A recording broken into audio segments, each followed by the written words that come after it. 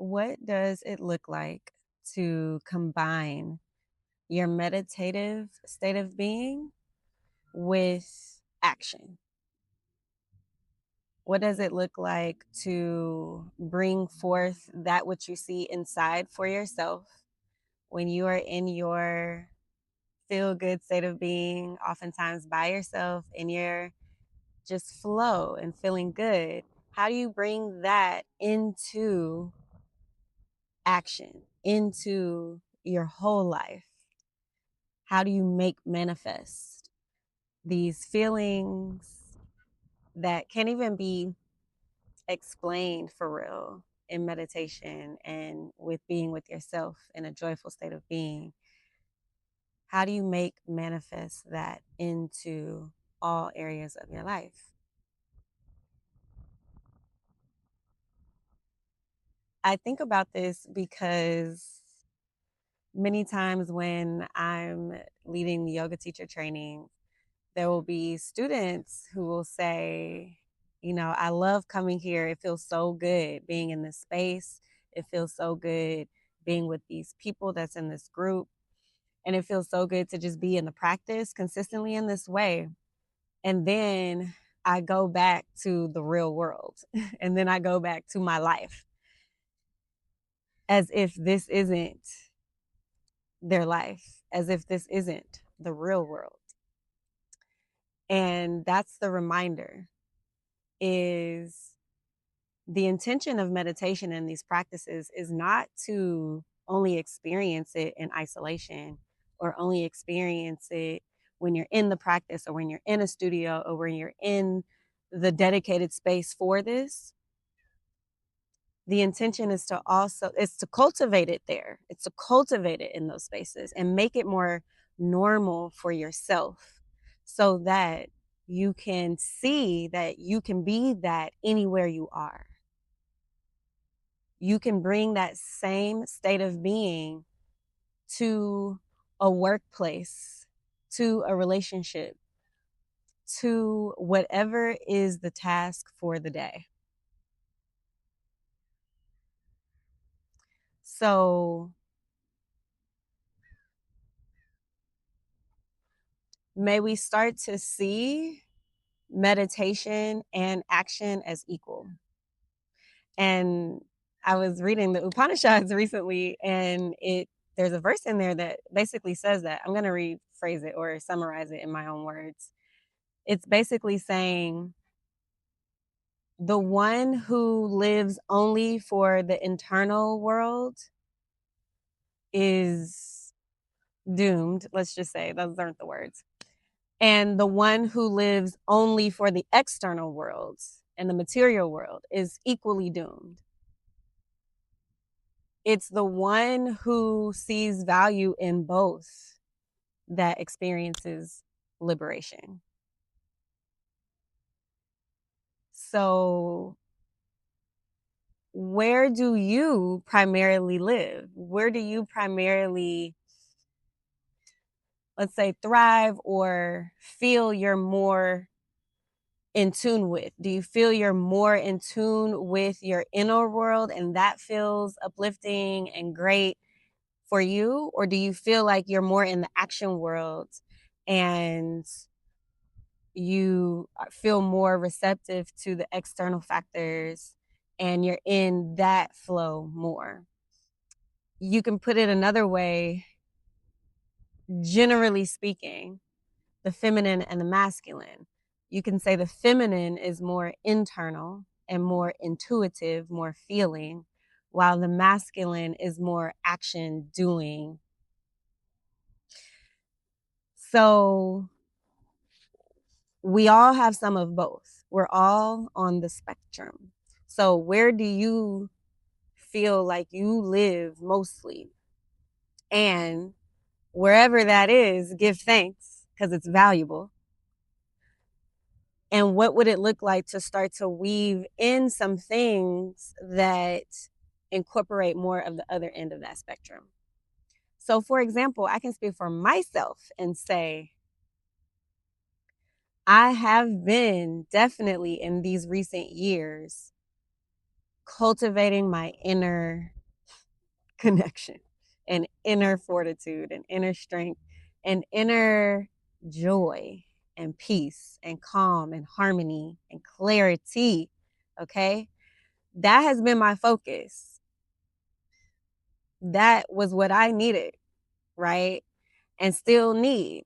And how valuable it is. And also, life is showing me, okay, start bringing that in balance with how you show up and make moves in this world as a human being in this form at this time. You are here now. So, what does it look like, Jana, to balance out as much energy and joy and focus on cultivating your inner harmony and inner balance and inner ease, to allow that same ease and joy and harmony to exist in your external dealings? What does it look like for me to have equal value for both and really experience the liberation? So it doesn't feel like, oh, I can be this way in certain settings and in certain times, and then everything else where I can't be that is my real life. Like, nah, this is my real life. And this is how I really feel. And this is so real to me. But it has felt like, yeah, of course, in our practice, it is an inner relationship and it's an internal experience. And also, I know, and I see that even when I teach yoga, for example, when I feel rejuvenated, renewed, and replenished while teaching and after teaching, it's like activate. And I feel that I'm being my authentic self, how I am in my practice, in the company of other people, the students in the room. And so I see it as an example for myself. So, what's an example for yourself? What are some moments where you can acknowledge that you already are, at least to some degree, feeling the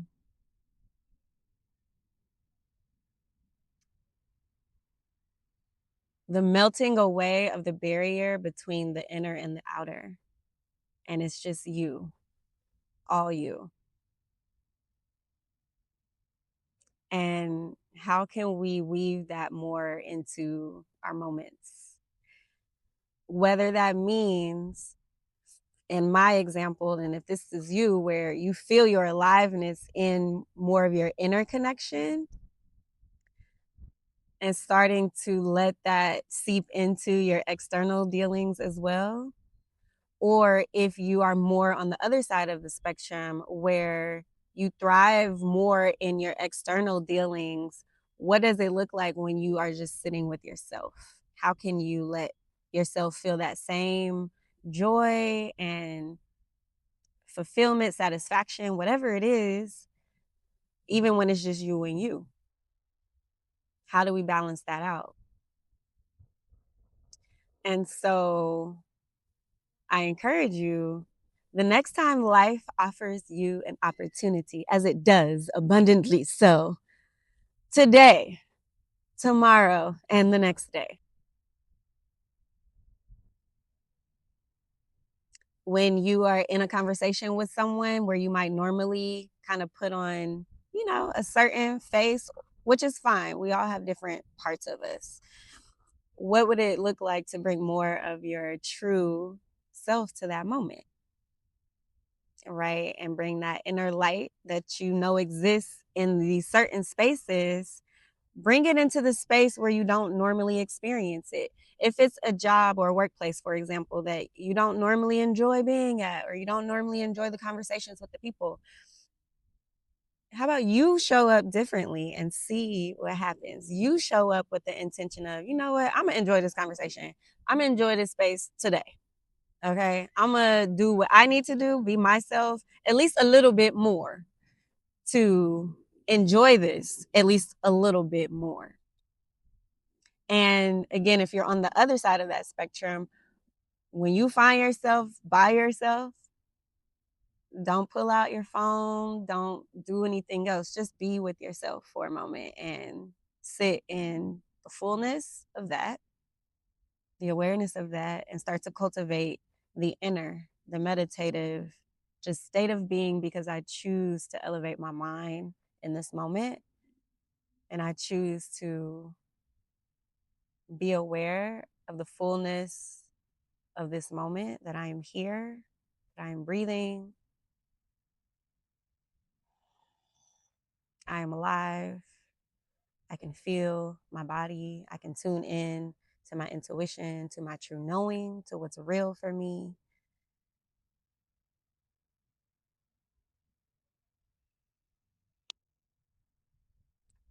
That's all. See y'all next time. Tap in with me. Leave me a comment. Let me know what else you want to hear about from this channel and these types of conversations about